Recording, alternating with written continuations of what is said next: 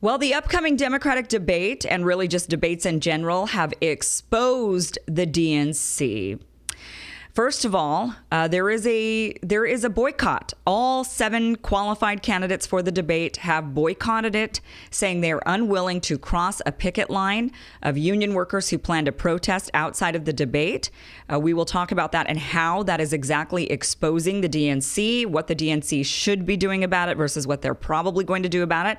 And another thing exposing them is Cory Booker wrote a letter saying you guys need to relax these debate thresholds. They're arbitrary and they're narrowing the field before the voters have a chance.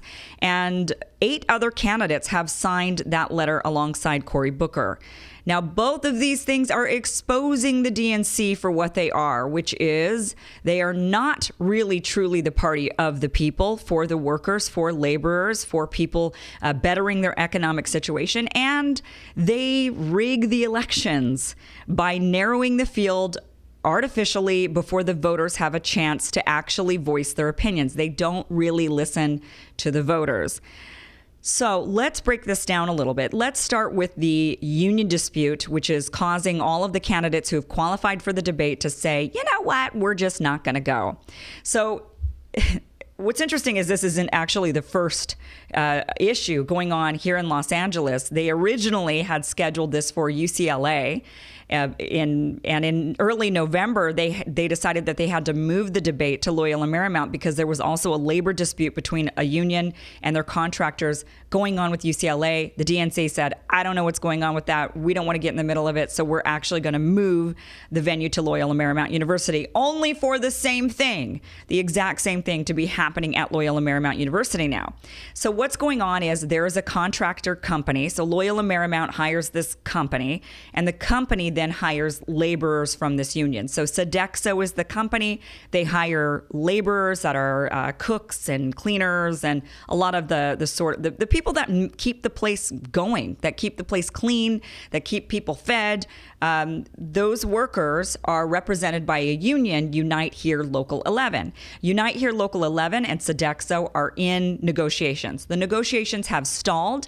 And so Unite Here Local 11, because the negotiations have stalled, have said that they are now going to protest outside of the Democratic debates that's scheduled for this Thursday. Elizabeth Warren was the very first to come out and say, well, okay, I'm not going to cross that picket line, even if it means I miss the debate. Not going to do it. We should stand with the workers. Bernie Sanders, 30 minutes later, says the same thing. Shortly after him, Andrew Yang says the same thing. And all of the other candidates followed suit. Now, currently, because they've already did the deadline, the candidates who have qualified for that debate are you've got Warren and Sanders, Buttigieg, Biden, Yang, Klobuchar, and Tom Steyer. I don't know how Tom Steyer keeps making the debates. Nobody even knows who he is, but he's there. So all 7 of those candidates have said that they are boycotting the debate because they're unwilling to cross the picket line, that they want to stand with the workers. Now, the way this exposes the DNC is it shows that the Democratic Party has really sort of lost sight of things. I could be wrong, and I could be proven wrong on this, but I think they're scrambling to find another venue. They already had done this once with UCLA. Rather than stand with the workers who are fighting against the contractors at UCLA, rather than stand with the workers, they said, you know what, best of luck to you guys. We're just going to go take our business elsewhere. So you guys are in a squabble, you guys work it out. That isn't what the Democratic Party is about. The Democratic Party at that point should have said, you know what, we stand with the workers. If you guys can't come to an agreement, fine. We're gonna host this outside alongside the workers that are protesting, and we're gonna hear from them, and we're gonna really truly be the party of the people. We're gonna really truly listen to the people's economic woes, listen to these workers, how they can't, they're fighting for a living wage, they're fighting for better medical. We're gonna listen to them, and we're gonna say, this is what this party is about. We are for the people. We're not about turning a blind eye and just saying, you know what, we're just gonna take our business elsewhere. Except that's what they've done. They've said, okay, guys, best of luck. And now at Loyola Marymount University, it is pretty short notice. I don't know if they can find a new venue in time. I don't know what they're going to do, but they certainly, if their options are to cancel it completely and just say, forget it, or to move it to another venue, they should not do either of those things if they're truly representative of the people. They should be standing with those workers outside and saying, look, we are fighting for these rights. We're fighting for better working conditions. We're fighting for living wages and for better health care. These are the things that we are about as the Democratic Party. We stand with the people. But who wants to bet they're going to do this? Who wants to bet that they're going to do that? So it's exposing them for what they're not, which is they're no longer about the workers. That's why they smear Bernie Sanders. They don't want to have, they don't think that guy is representative of the Democratic Party. They say it all the time. He's not even a Democrat. Okay, the guy that's fighting for workers' rights, the guy that's fighting for living wages and for companies to pay their fair shares and for health care for the working people, that guy isn't a Democrat. That guy's not representative of the Democratic Party. This is the problem. So we'll see what they end up doing. Maybe they'll watch this video and they'll decide that that's what they're going to actually stand with the people and kind of change it up on how they're going to go about what they're going to do with that airtime that they have scheduled Thursday night at 9 p.m. Eastern. So we'll see what they do. The other thing that's exposing them is this letter that Cory Booker wrote to them because he has not qualified for the debate. And several other candidates did not qualify. Tulsi Gabbard ended up not qualifying for the debate, even though she said, you know what, I'm not going to even go to this debate. Honestly, I think all of them should just boycott all the debates from now on and say, you know what, these are, they're not real. They're not real in so many ways. First of all, they're not real because they're not actually debates. They're just media soundbite shows. It's just a way for the media to crank out ratings because they want the candidates to sound as ridiculous as possible so it makes great news the next day. So they're not real debates. Secondly, the DNC is arbitrarily narrowing the field. They decide how many donations you should be getting, what percentage in these fake made-up polls you should be getting. They decide this, and then they say, okay, you need to meet these thresholds in order to get on the debate stage. That is, now, look at Bloomberg. Bloomberg had essentially written off the debates the day he decided to run. He announced he was not going to be taking any donations from anyone. One of the debate qualifiers is you must have a certain X number of donations in order to qualify for the debate stage. So Bloomberg right away basically said, I don't care, I'm not going to do it. That right there should have been a clue to the DNC that these debates and their arbitrary thresholds is ridiculous. When you look at the polls, and I'm sure the DNC loves Bloomberg because he's very establishment and he's not going to challenge them too much. If you look at that, Bloomberg in and of himself should have been a clue to the DNC that their arbitrary rules to get into the debates don't mean anything when Bloomberg is polling as high as he is without even doing anything. Secondly, Cory Booker. So let's look at his letter a little bit. He says, and 9 candidates in total have signed this, so 8 alongside Cory Booker, says the escalating thresholds over the past few months have unnecessarily and artificially narrowed what started as the strongest and most diverse Democratic field in history before voters have had a chance to be heard. He says, as a result, candidates who have proven both their viability and their commitment to the Democratic Party are being prematurely cut out of the nominating contest before many voters have even tuned in, much less made their decision about whom to support.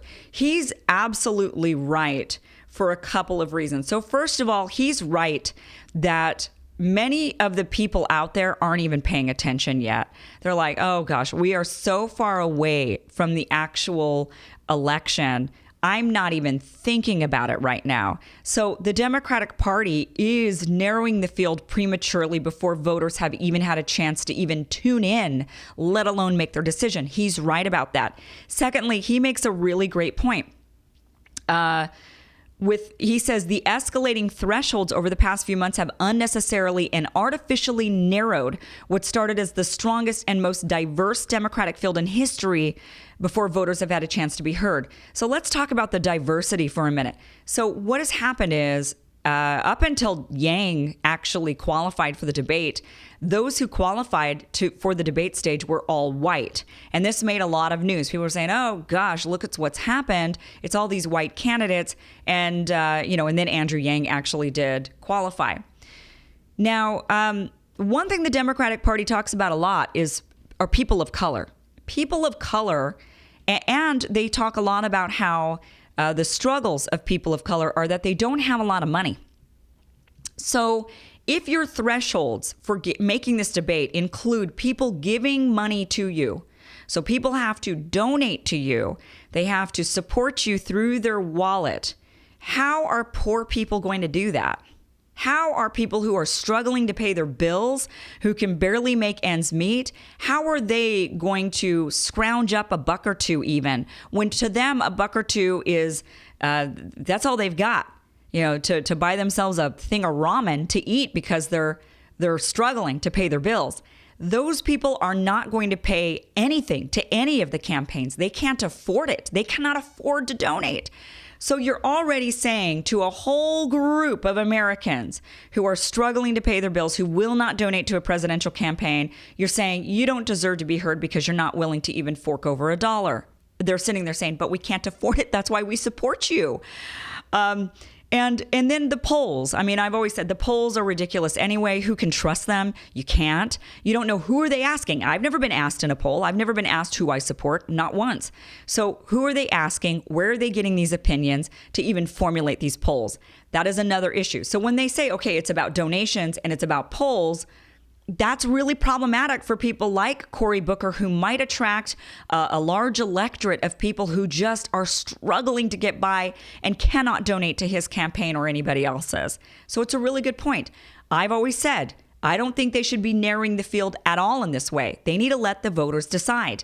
If you're still in the race, you deserve to be on the debate stage. They can have some minimum criteria, like let's say signatures, go by signatures. That doesn't cost any money. You got to go door to door. The candidates truly have to campaign. It can't just be Bloomberg going and spending $100 million on television ads. You've got to actually go out there, knock on doors and talk to the people. Signatures would be a way to say, okay, if you can get this many number of signatures, then you can you're a viable candidate and you can be on the debate stage until you run out of money and you drop out of the race.